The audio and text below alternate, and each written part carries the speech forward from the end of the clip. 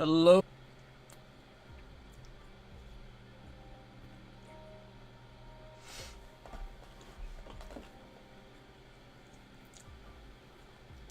Our next fight is Ultraman Great versus Grand Ghidorah. Once again, for the sake of these, for this analysis, King Ghidorah in this tournament is 100 meters tall and weighs 100,000 tons.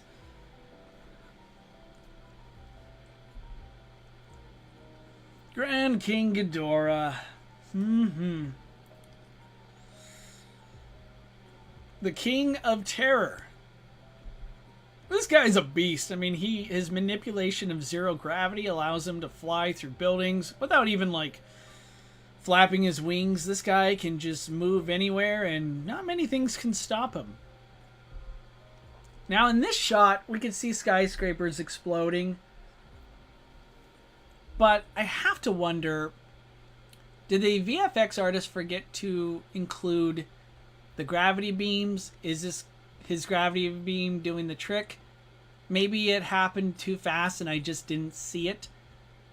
No matter, as I'll get into later, his gravity beams are most certainly capable of vaporizing skyscrapers. I just found this shot really interesting. And it made me wonder if his zero gravity is just tearing the city apart or not.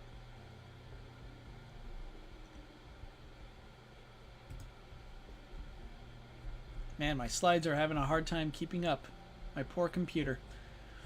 Anyway, in this shot, we're in a classroom and Ghidorah is flying overhead. What could he be up to?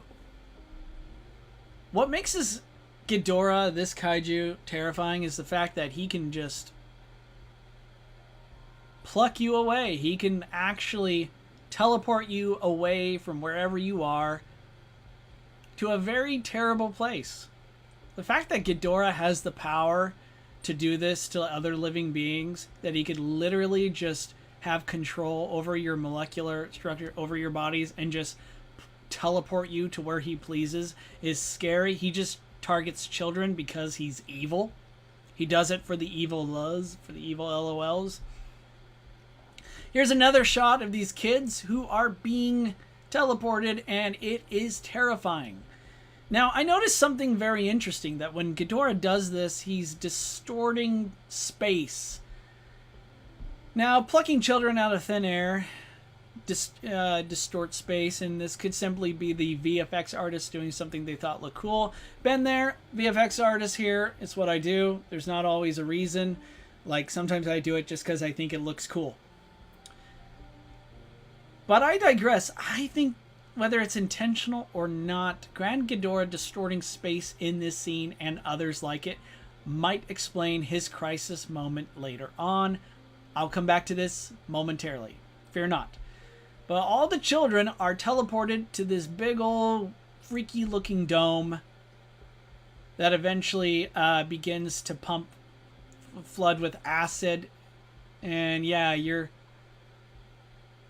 I think we all know what would happen to those children if a hero didn't show up to try and save them. A hero indeed does, but here's the thing.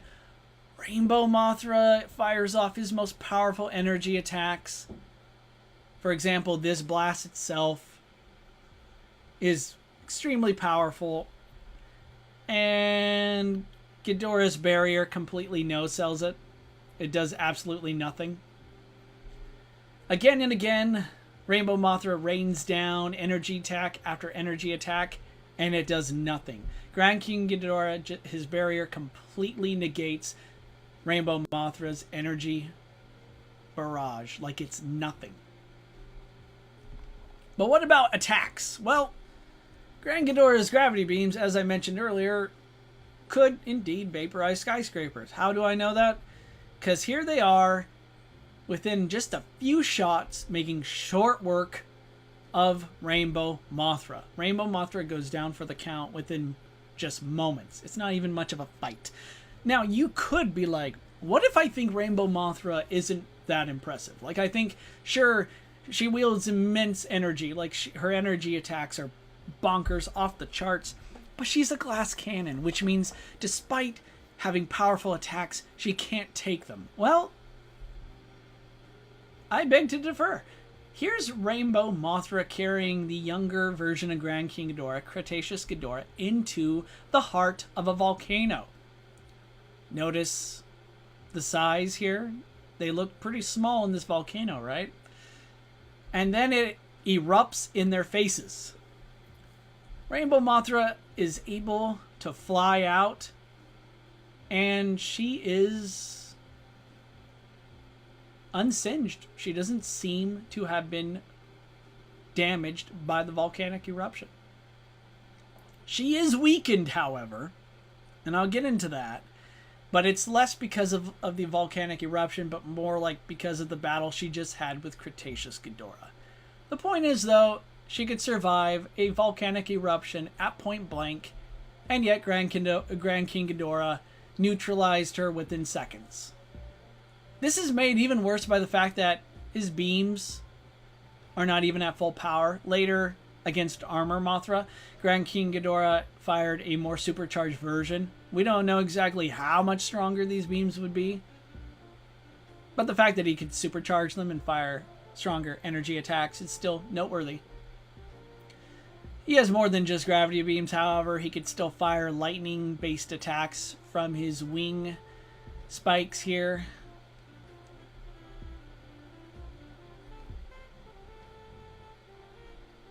Another angle of him firing them. It's interesting here in this shot, his left wing has been, well, taken off by Armor Mothra, yet still with zero gravity, he's able to maintain equilibrium.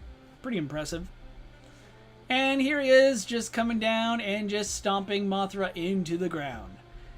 I'm not sure if this would be a factor in this fight, but this Ghidorah does have mind control, and he can and did take control of Laura, one of Mothra's fairies, also known as the Elias. Okay, so earlier I mentioned there's a chance that Grand Ghidorah, whenever he's like kidnapping children with his teleporting powers, he's also he's warping space. So I think this is indicative of something bigger happening. When Rainbow Mothra blew off the tail of Cretaceous Ghidorah, which was Grand King Ghidorah's younger self, in the distant past, Grand Ghidorah felt the pain in the present. He literally keeled over and just started wailing in pain.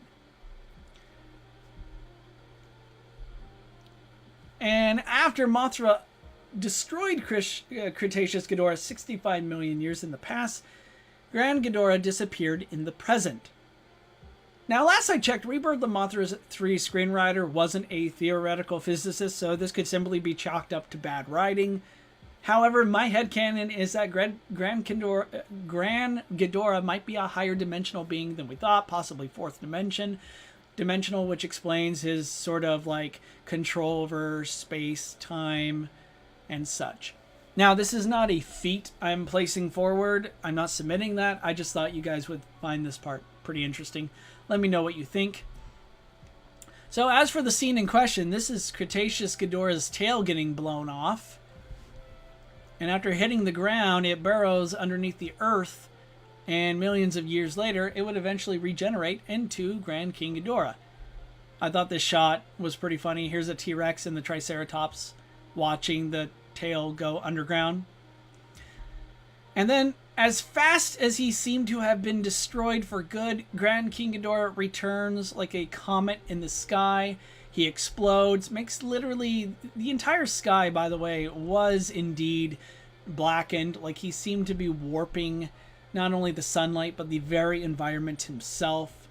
And while it's hard to make out from the slide here, Ghidorah is kind of like he's slowly beginning to materialize from the very fire itself. It's a very cool effect.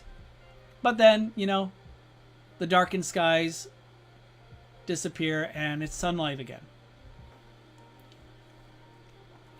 I do say his inexplicable rebirth distorted space. It went from day to night to day within moments.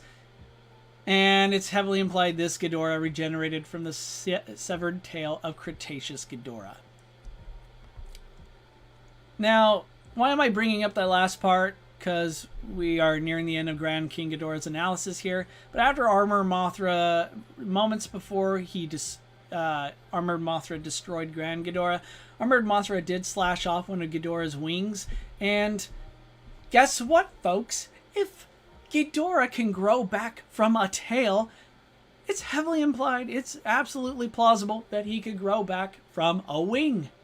So, Death Ghidorah is not only still alive in this universe, there's a chance Grand King Ghidorah is slowly but surely regenerating somewhere out there. I also thought this was funny, so I'm sharing this.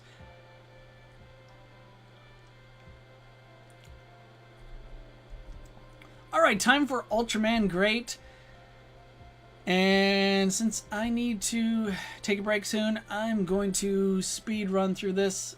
Don't worry, Ultraman Great fans, I promise to honor your boy here. Ultraman Great's firepower is pretty impressive. I mean, he can blow up kaiju tier enemies, no problem. Here he is literally making a kaiju completely incinerating them, removing them from the picture here. Also, his energy attacks are very lethal. He can create these lightsaber-like beams that he uses not only to cut and amputate and do all manner of terrible things to his opponents, he also uses them on an immensely durable enemy here. Oh man, I'm spacing. I can't remember this kaiju's name. Starts with a K. This guy tanked, as you can see in the shot, that yellowish thing. That's actually a nuke, and it went off in this thing's face, and he survived. Ultraman Great's energy attacks were able to burn through him, no problem, and disable him completely. So that's scary powerful.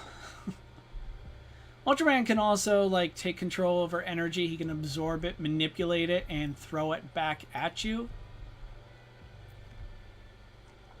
And finally, in the fight against Super Gudis, Super Gudis put him in some sort of spatial, space-time, wibbly-wobbly energy sphere, shrunk him down, and brought him into his body.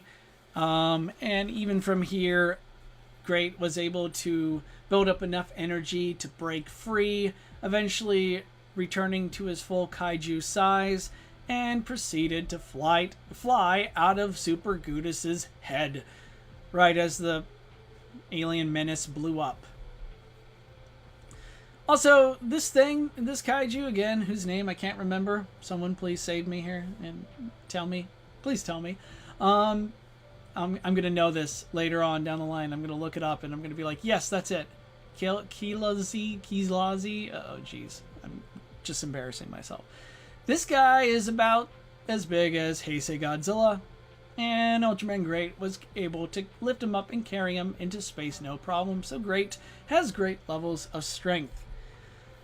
Unfortunately, I think he loses. He is hampered by a time limit, and up against a foe like Grand King Ghidorah, whose energy attacks are way stronger than the energy weapons that Great was not really appreciative of. I think Grand King Ghidorah quickly overwhelms the Ultra Warrior. I do grant that Great could hurt Grand Ghidorah, maybe even take off a neck or two, but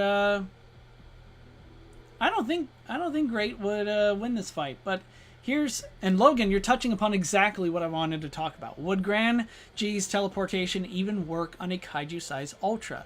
What would stop Ultra from just using his teleportation powers himself? Here's the thing. I don't think Grand King Ghidorah's teleportation, spatial manipulations work on a kaiju opponent.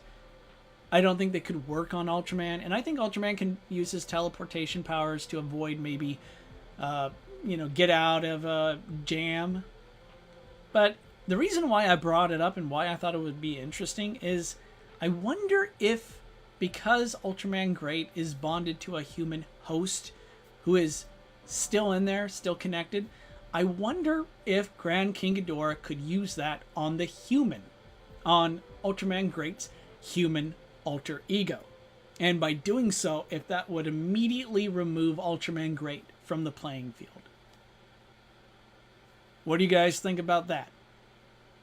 I don't know.